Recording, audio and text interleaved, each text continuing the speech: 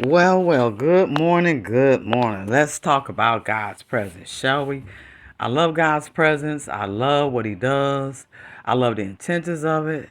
I love how He shares it with us in so many different ways. Through my life and even up until this day, I'm finding out more and more how vital God's presence is. Sometimes we may go to church, and we'll feel his presence, or we'll hear a song and we feel his presence. And sometimes it'll make us shout, make us run. We worship, we praise, and that is so wonderful. But God's presence is so much more than that. It's such a strength, a vital, and a needful thing. Even in the times of trouble, what I found out is that God doesn't always remove the trouble. Not all the time. Wouldn't it be nice? Because sometimes it's like, well, Lord, if you remove the trouble, if you remove the situation, that'll just fix everything. Now, it would to a certain degree. But then what if the trouble come back again? If the trouble frustrated me, Abashata, if the trouble made me scared or afraid or aggravated, that means that it's going to happen again. That's what's going to happen again. So if God takes away the thing that's frustrating me and I calm down, that means that God has to keep removing the thing, changing the conditions, so my condition will be right. Well, that's not the way He always does it. And it's similar, it kind of reminds me of Israel. Out of all that stuff when Israel was in the wilderness, it's like they would always get frustrated with God or frustrated with a situation. As soon as the situation would come up, well, why you didn't just let us die in Egypt? Why you bring us here? So whatever they would ask for, he would get upset, but he would go ahead on and do it. Next thing come up, here go the same response all over again. Why you just do that? Why you leave us here? He would do it again. But notice how God always had to do something in order for Israel to be relieved. Not all Israel, though. It was two people, Caleb and Joshua. They weren't affected like that. And so you look at the fact, like, out of all those people, only two people realized something different.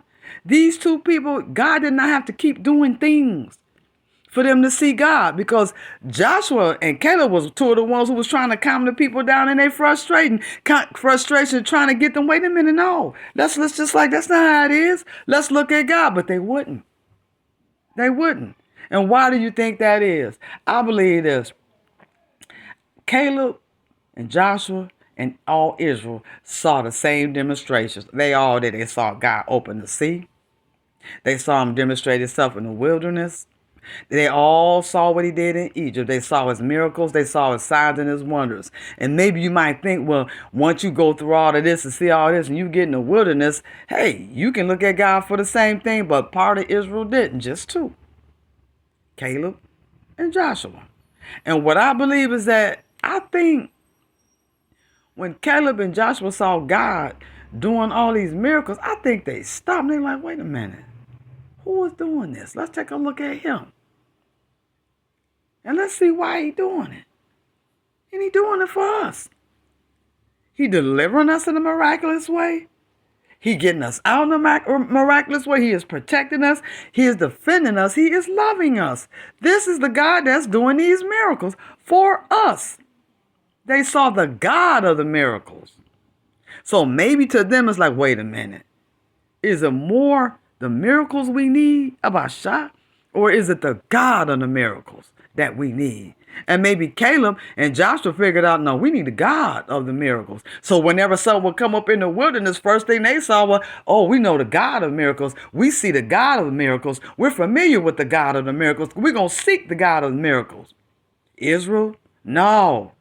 Where's the miracles? Where's the miracles? So sometimes God won't do a certain thing because he wants us to see I'm the vital need, not what I do. If I keep giving you what you want, and if I keep delivering you all the time through things, how do you know it's me? How do you know that you can just trust my spirit? That even if I don't change the thing, I can change you. I can change you. And I'm a living witness to that. So many times I could testify right now, well, God has not changed a condition. Kept the same situation, would stay there, but he would change me. He will calm me down. He will change my state. He will bring my state into a state of peace. I remember one time, and this was years ago, and it was something frustrating me. It was scaring me. I'm talking about I'm terrified. I'm just going crazy. I'm in the kitchen walking back and forth, pacing. So I put on this song.